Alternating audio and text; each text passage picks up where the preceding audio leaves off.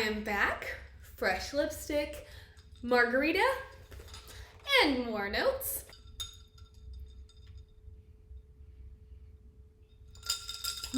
Today's book is Always and Forever Lara Jean by Lara Jean. It is the final installment in her To All the Boys I Have Loved Before series. If you haven't seen my other reviews, please check them out. This one is really tying things up for Lara Jean. She and her boyfriend Peter are looking forward to going to college together at the University of Virginia.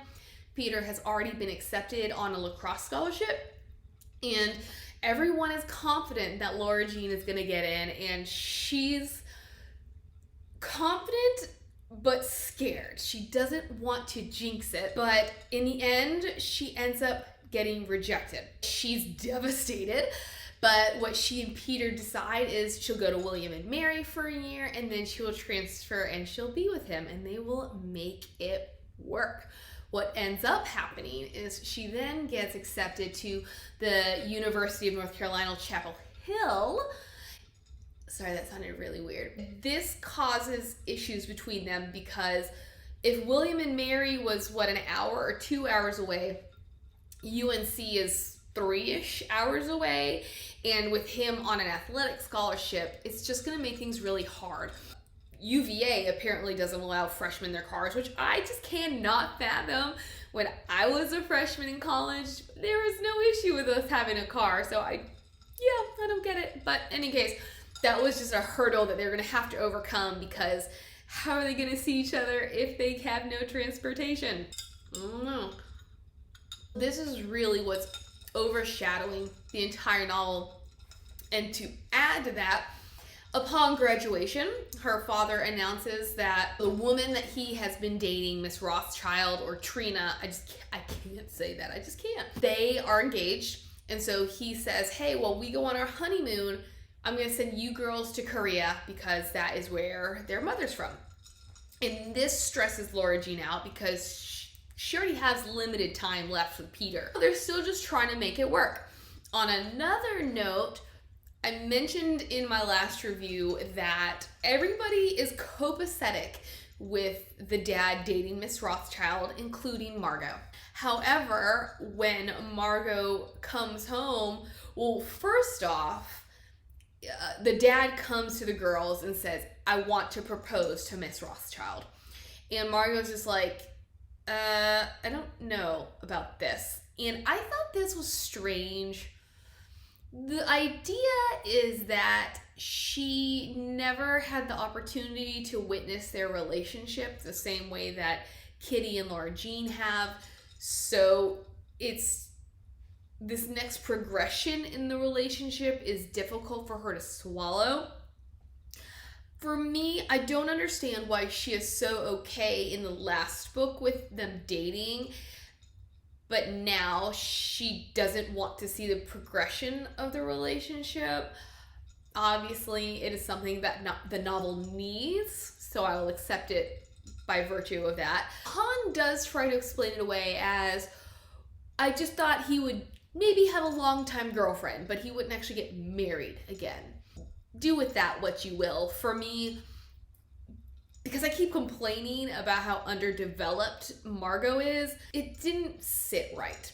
She comes home, she's all offended about the fact that Miss Rothschild has moved in because the Miss Rothschild house sold far quicker than anybody had anticipated. She is so rude, and as much as I dislike Kitty and I think Kitty needs some discipline, Margot needs to be put in her place as well. Their dad, he's a good dad.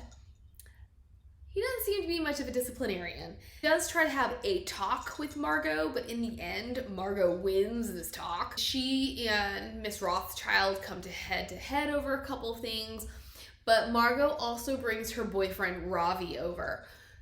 Because she's in Scotland, he is Indian, raised in England, so he's a foreigner. But she's brought him home. I guess he also has family in the States, so he's gonna hang out with Margot and her family for a little bit, and then he's gonna go visit his family. And I thought Margot, talk about passive aggressive. She In my opinion, this was all a way to get back at her dad and Miss Rothschild for their relationship. It wasn't so much of, I want you to meet my boyfriend, but it's just like, I want to throw him in your face and this relationship that we have in your face that you might not approve of. Essentially, the fact that they're intimate and that she wants him to stay in her room versus the guest room. Kudos to Ravi for being like, I want to be on your dad's good side, so I'm gonna stay in the guest room. And like, Margot is so stalwart in doing everything that she knows will put her dad and Miss Rothschild off. And I'm just like, I mean, I know you're the mother figure growing up, but these are your authority figures, and I wish I'd seen a little bit of hesitancy from her. I like the basic idea that she's not comfortable with her dad's new relationship or the status of his new relationship, but I kind of would have liked to see her waver a little bit, like, this is what I want to do, but should I do it? I think it just would have softened her a little bit and it would have endeared her to me a little bit more. On a very, very different note, this book, so I've been listening to them on Libby, and I had the first two I listened to by one narrator, and this one, I guess sometimes these books are released with new narrators. I don't know if the first two were with the original or not, but I didn't want to wait for the third one. Oh, this one's available and it's probably the same thing. It was a different narrator, and one, I enjoyed this narrator a little bit more. The first narrator was a little gentler in her tone, and I felt like she juvenilized Lara Jean in many ways, and so this one had a little bit more authority to her narration. However, Ravi, R-A-V-I, she kept pronouncing it Ravi. Is that true? Like, for an Indian name, would it be Ravi versus Ravi, or does she just not know how to pronounce an A? Please enlighten me. But I was so ready for Ravi to be gone, just so I wouldn't have to hear her say Ravi anymore. Sorry. Yeah, I've just forgotten all like the finer details. This is why I should not wait a week or two before doing my review. I should not move on to a new book before doing my reviews. Let's skip forward to the summer. So Lara Jean and Peter have graduated. They are maneuvering these waters where everybody's very happy because Lara Jean gets accepted to UNC, but she doesn't want to go there. She's like, I've made my plan. This is what's going to work. There's no point in going to UNC, especially since it's out of state. But, and this is another question I have. So her dad's a doctor. How is he affording to send Margot to school in Scotland?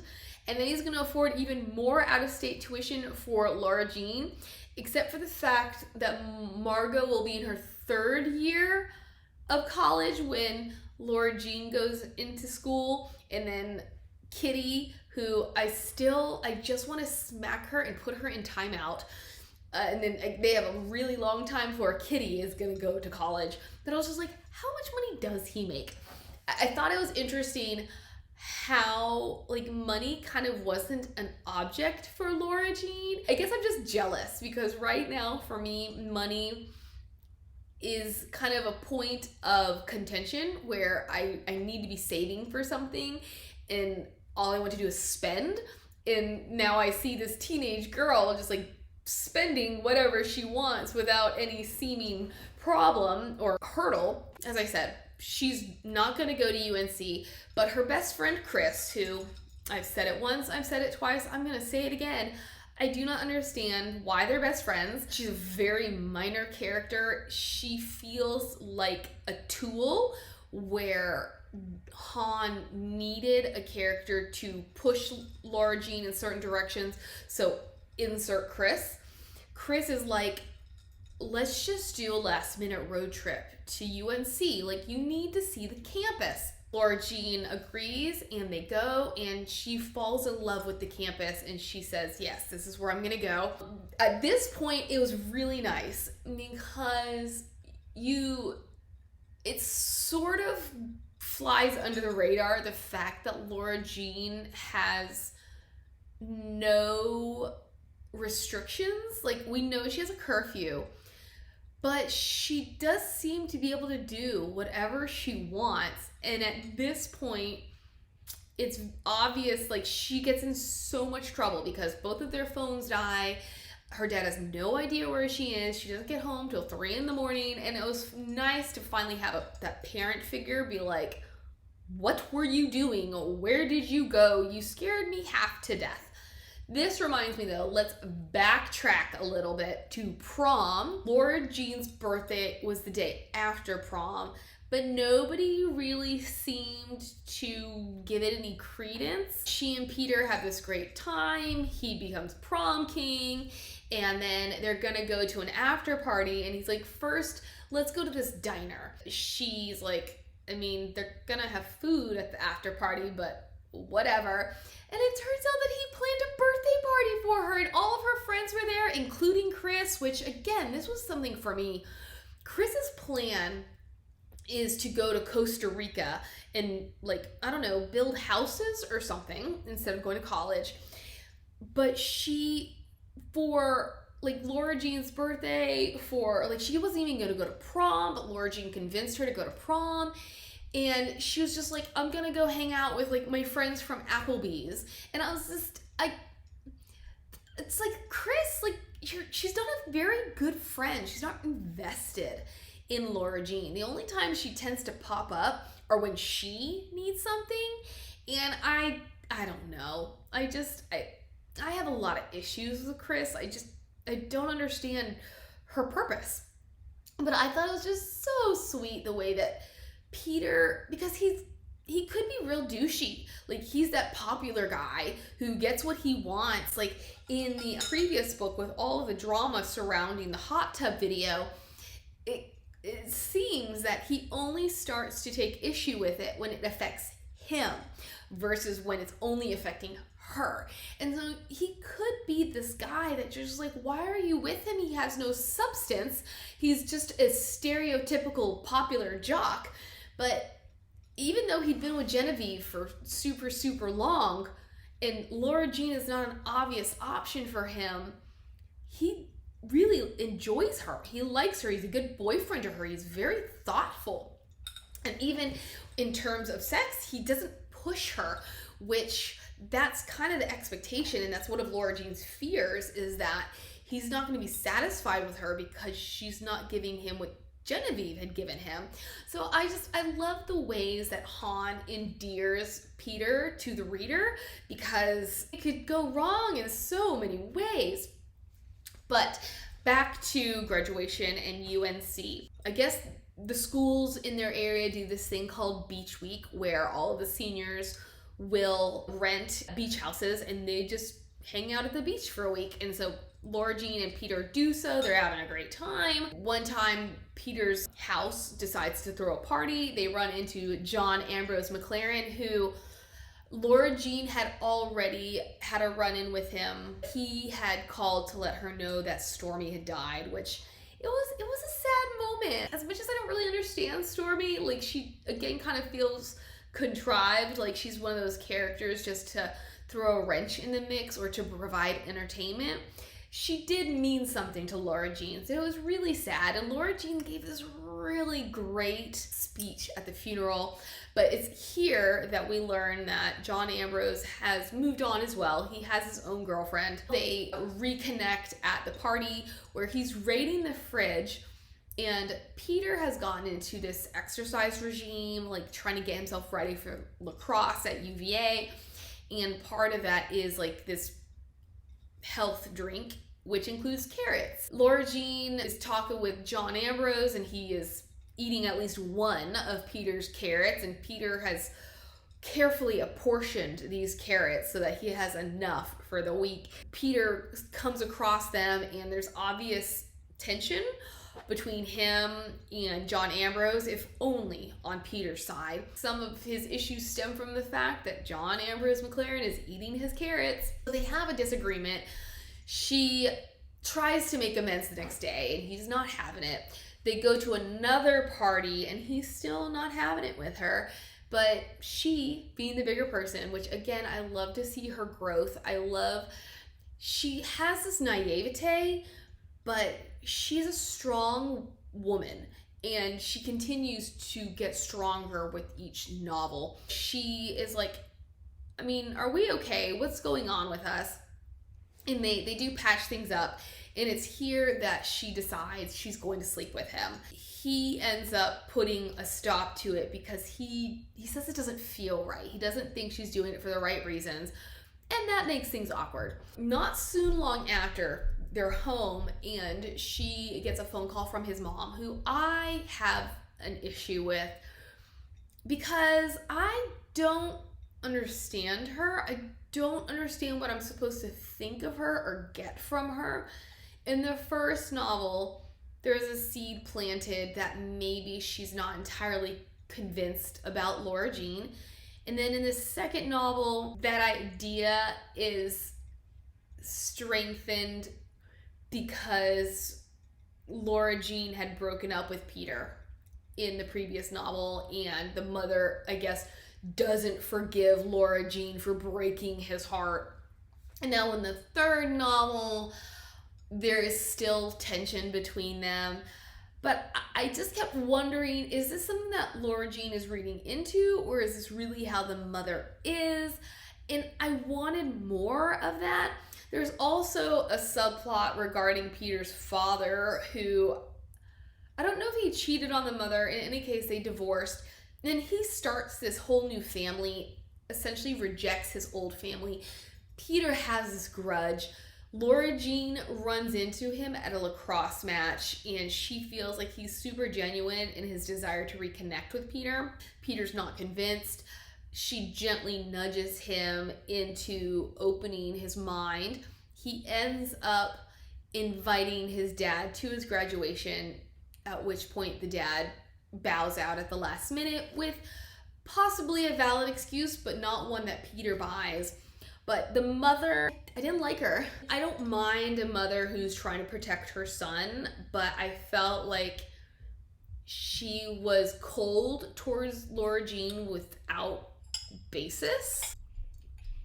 In any case, she calls Lara Jean over, and Lara Jean's like, okay. The mother essentially tries to talk Lara Jean into breaking up with Peter, because Peter has made a mention of perhaps transferring to UNC, and they are not the wealthiest of families, and because the dad's not reliable, she can't really trust that he would help with financing Peter's education. Surface level, it definitely seems very selfish of the mother, very self-serving of her, but in some ways she has a point. It's not necessarily about keeping them apart, it's not necessarily about keeping Peter to herself, but college is expensive.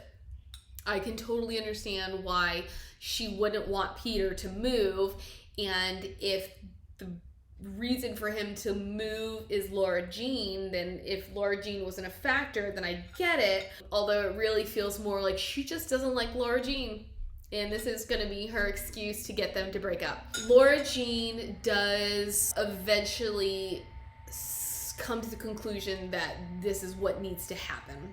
At the bachelorette party, she ends up breaking up with him, and he asks her if her desire to sleep with him had just been to kind of tie a neat little bow on their relationship, to which she lies and says, well, yes. When the wedding comes, it doesn't look like Peter's going to show up, even though he had arranged her dad's bachelor party and he'd been super invested. And who was it? Chris. Somebody was like, a dude doesn't do that if he's not invested. So he will show up. Eventually she notices him, and that they make up, and they're just like, essentially, we're gonna make things work. It's not gonna be easy, but we believe in this relationship. Everything is tied up in a neat little bow when he finally gives her her yearbook, which She has been waiting and waiting and waiting for him to sign, and in Pride of Place, he has written a new contract. So things come full circle. Oh, Chris, who was gonna go to Costa Rica,